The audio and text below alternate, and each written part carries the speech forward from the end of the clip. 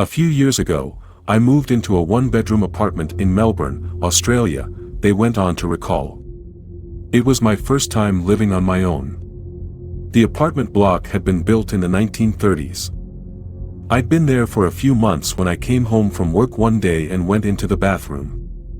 I saw something strange, a wooden board, which had covered a hole in the ceiling that led to a small attic space, lay fractured in two pieces on the ground. I examined the pieces. The board was an inch thick, and it would have taken Bruce Lee to break it. I thought the landlord had sent someone to work on the attic. I was frozen stiff with fear. Someone is up there for sure, I thought. I emailed pictures to the landlord, asking if anyone had been there, with an undertone of annoyance, since she hadn't warned me. Her reply read, "Please call me as soon as you are able to." I called, and she explained that her last two tenants had said the same thing happened. She promised to replace the board, and she did. A month later, I woke up one night around 4 a.m.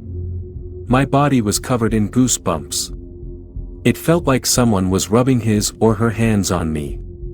Everything was silent, but then I heard a dragging sound coming from above my bed. It was as if someone was pulling a sack of potatoes. I froze, convinced someone was up there. There is no way an animal could make that sound.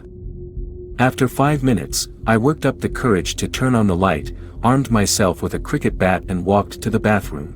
That's when I saw that the new board covering the hole was broken in two.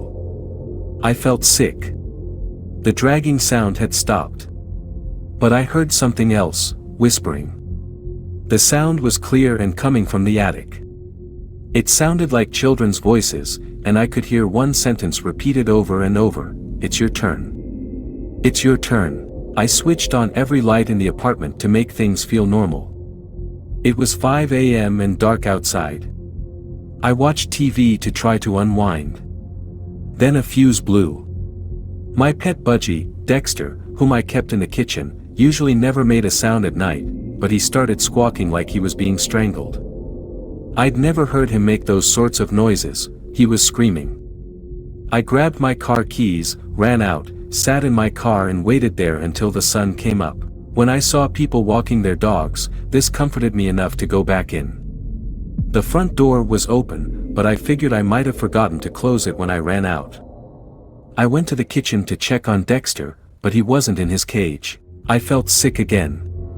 All my windows were closed, so I looked everywhere inside. When I walked to the bathroom, I heard splashing. Dexter was half drowned in the toilet. I took him out, washed him and dried him. I was so confused. At 8 a.m., I called the landlord and gave her a watered-down version of the night.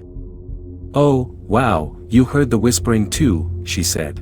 I stayed in that apartment for another 18 months. I heard the whispering on a few occasions, and twice the board covering the hole in the ceiling moved. Although I live elsewhere now, the landlord recently called. She said that her new tenants had begged to speak with me about some of the stuff that's been going on there. Forget it, it's their problem now.